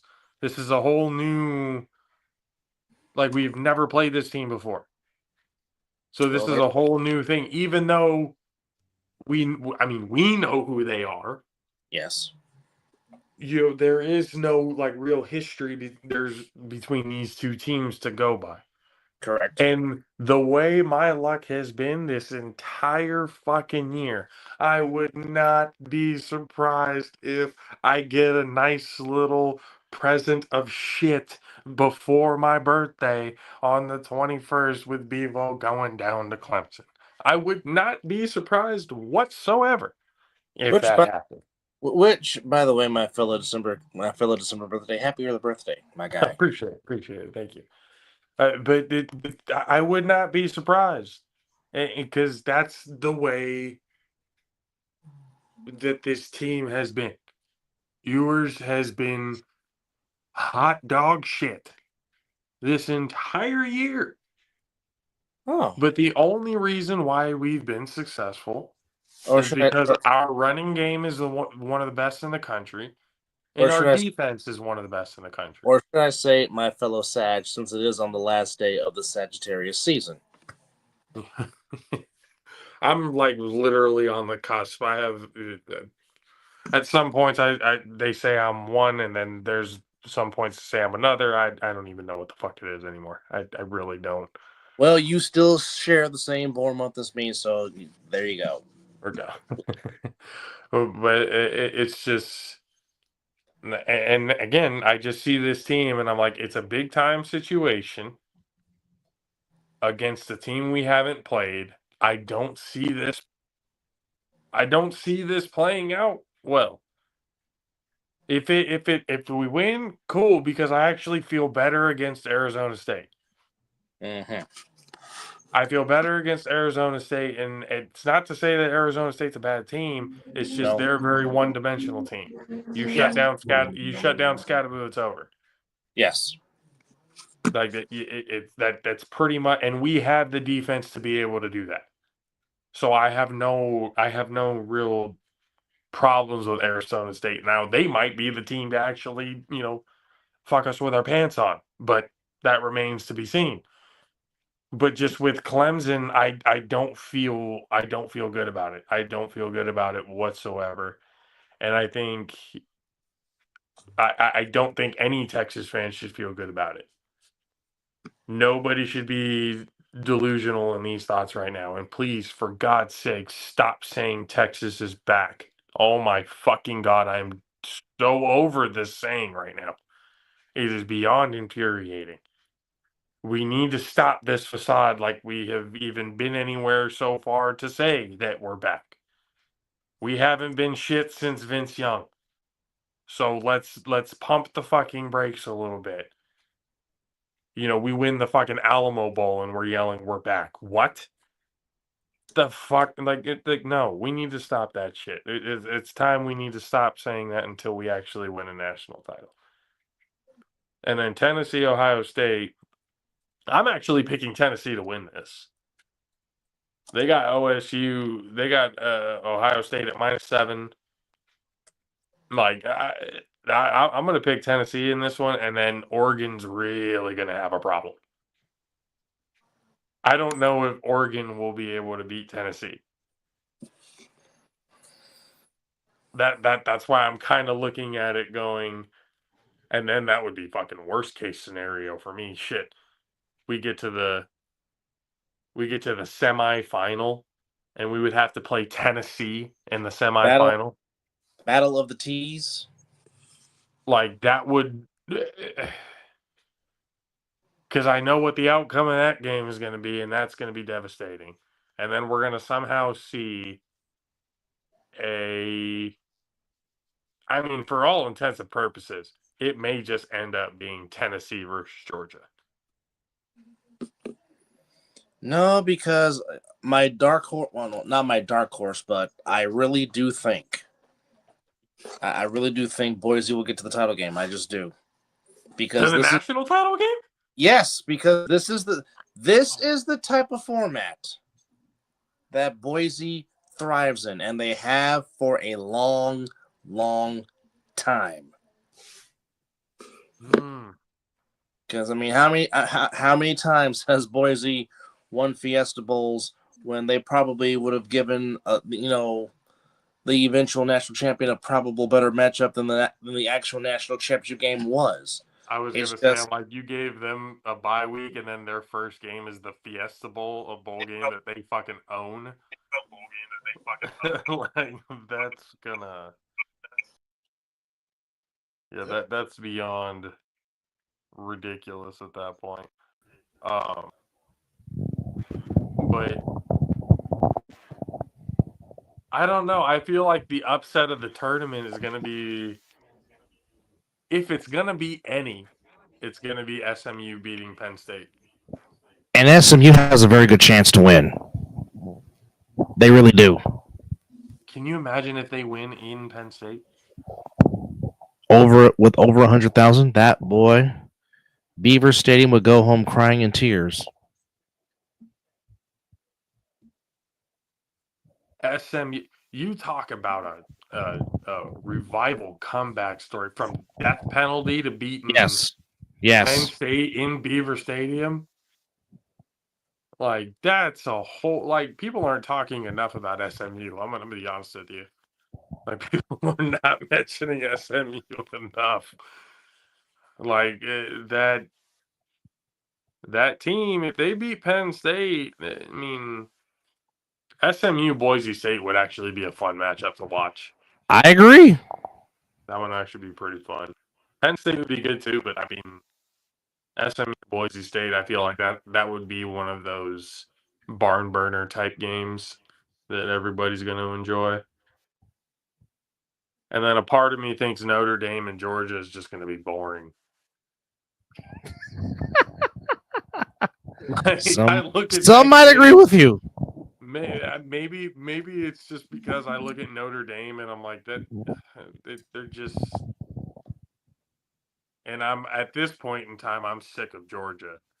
Like I'm so tired. Like I just don't want to, because if we have to play Georgia in the national title, we'll just back that up. We're out unless Arch Manning just gets in. I think Arch Manning is going to be our national title ticket. But again, starting to play like the 49ers right now. A lot of shit that's supposed to be happening is happening right now. It's not good. Not good at all. I've been telling y'all what y'all was, man. Y'all just not that good. And I've agreed with you. I have agreed. But I see the comments. I've seen them. All the 49er fans. That's why I be like that. I'll be like, man, y'all fools, DJ man. Matt Sticks, you a hater. You a hater, Matt Sticks. Nah. Yeah. Even I'm looking at that going like, nah, he's telling the truth. Y'all just don't know it. Like they just don't want to face reality. All they be harped on is we beat y'all. Or, you beat the Cowboys. That's what they beat. We beat the Cowboys, so we better. I'm like, y'all still ain't won a Super Bowl since 94, so we was there in 95. So really, it don't matter if you make it. It wouldn't matter when you finish. And you ain't finished since 94, so y'all need to get off your little high horse. And no, I understand. No, who's on their high horse? I got a bunch of friends that's Niner fans. He's not talking about us. Okay, do you not know it's been 30 years since they last hoisted Lombardi? Okay, they be delusional. They swear they think just because they beat the Cowboys that they just the best team. I'm just like, okay. I'm sorry, if your level of success is beating the Cowboys, if your measure for success in a season is beating the Cowboys, you might as well wash. You might as well just, we beat the Cowboys, so we're good. Shut the fuck up. If that's your measure of success, because we beat the Cowboys, y'all need to go fucking get a goddamn dose of reality. Y'all need to take a fat sip out of a shut the fuck up as well. We're absolutely done with this type of blasphemous talk that we're actually worth the shit when we haven't done shit. Mm-hmm. Like that's crazy. That's crazy talk. That's people that we put on 5150s and send to the hospital on a hospital gurney in handcuffs. That's that type of behavior. Relax, people. It's not what you think. I'm still seeing people thinking we have a chance right now. Let it go. I'm like, Garendo's gone. I'm like, we have no running backs anymore. Yes, we're not down to David Price Jr. I'm like, we're done. We're done. It was like we're not going to sit here and act like this is going to be good. I'm shutting down Fred Warner. Fred, you have nothing to prove. God bless you for playing season on a fracture ankle. Rest. I know he won't, but damn it, rest up. If Kyle's smart, he rests up all of his key players. I would agree. But that's hoping on make-believe wishes. Yeah, we're not going to sit here and act like Kyle actually knows what the fuck he's talking about. I got one, I think. Okay. I get back Kyle is definitely not at the point. Like, we can call him an offensive genius all we want to, but head coach wise, he hasn't done shit. Mm-hmm. So Need two more. thinking that B Rabbit is going to make the right decision when it comes to this team. Him make the right decisions? Him? It's not possible. I don't think so. Maybe if it was Mike. Yeah, but those days are long gone. And he wants to be his own man now. He doesn't want to be. He wants to win his own way, not like Daddy. I want to do it my own way, Dad. I'll prove that I was better. See? No, because Daddy had Terrell Davis and John Elway. Shut up.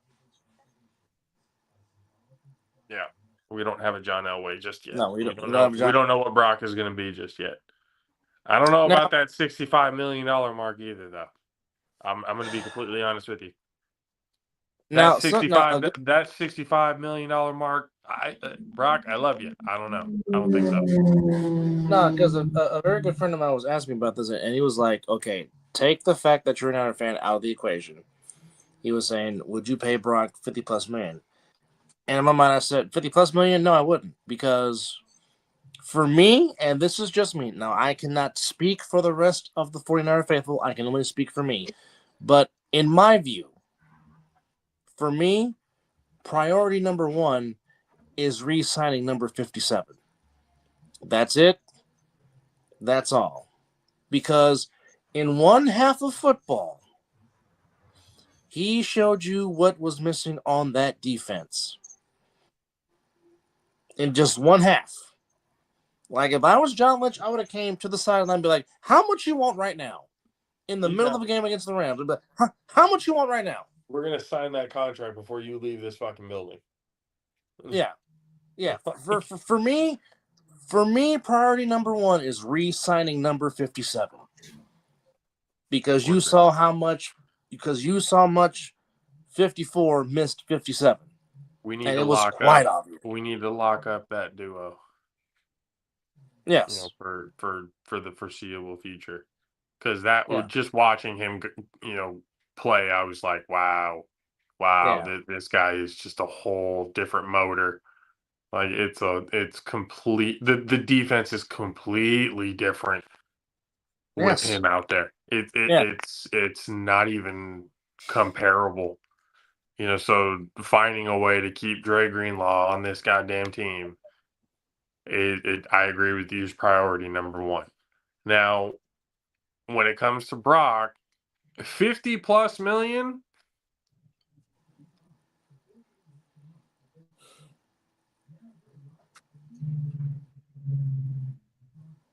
I would say $50 million is probably the mark, because that still would have him outside of the top 5 quarterbacks paid at $50 million. Because you have, I think Herbert's at 55, you got Dakota's at 65, you got Burrow is making, you got Mahomes who's making. I was like, you got all these guys who are making 55+. So if you had Brock Purdy at 50, that's probably where it's going to hit. But them saying 65 to me was like, okay, you're saying 65 because the quarterback rating, everything like that, he's making the right decisions, gets to the Super Bowl, he is a factor and everything. But I also need to see more of him elevate the players around him. He can. I've seen him do it, but there's a lot of times where that whole argument of, well, if he doesn't have his top players, he's not going to be good. I'm like, well, not a lot of quarterbacks are going to be that good without their top targets there, but I do understand what you mean in a sense of being able to at least elevate what you have to a certain extent. But you look at all the skilled players, and we're talking about the core. George Kittle has gone above and beyond, and he's putting up kill numbers. Yep. And he has elevated Juwan Jennings and has made Juwan Jennings at times look like a number one. Yeah. Yep. Because, and if you look at it lately, he's really only throwing to 2 people, 85 and 15, because he has no because, like I said, Tyshawn Raekwon has appeared, because I don't know where Debo is. It's Tyshawn Raekwon. And, of course, Ayuk wanted to get paid, and we all know what happens. He sucked from the word go. once he, held out. Which, again, boys and girls, They had stone hands all of a sudden. today's lesson on the All-Pro JAFFOs is honor your contract, because if you hold out, you're gonna suck. History has shown. First half, keep grinding. Keep working because you don't know where it's going to get you. Keep working till you can't do it no more. Second half, show up to fucking training camp. You need it. Show up to OTA. Sign your contract, and you need to stop being a fucking a baby over here holding out, chilling at home, throwing a football through the goddamn trees. Okay? We're not doing this. You need to get the work in. Because we saw when he came back after he got paid all that money, all that shit he was talking, all these threats about going somewhere else, and then what happened? Catch the football. Stone hands. And then tears his ACL. He forgot how to catch the. So it's like, that's lesson number 2.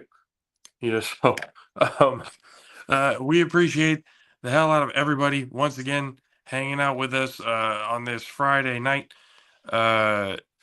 Everyone have a nice, safe weekend. I know right now, holy fuck, the last minute shopping that is going on with everyone right now, the traffic and all the other shit that's going on right now. So be safe out there, be smart, don't be an asshole, be in the Christmas spirit, be loving, be giving. We appreciate you guys for hanging out with us. David Tolentino, appreciate him for coming up and giving us his time. We expect to see a lot of great things come out of him, regardless of what it is and whatever venture it is that he does take. We know he's going to be great because he has the grind and the work ethic to do it. So we appreciate him for coming on the show and giving us some time. Dub, as always, sir, appreciate you for coming up and hanging out, especially Dub from the Mizzle and Dub Show. DJ Mad Sticks from Mad Sticks Entertainment. And JP, we will see you guys again on Tuesday. Have a great weekend, everybody. Love y'all. Deuces.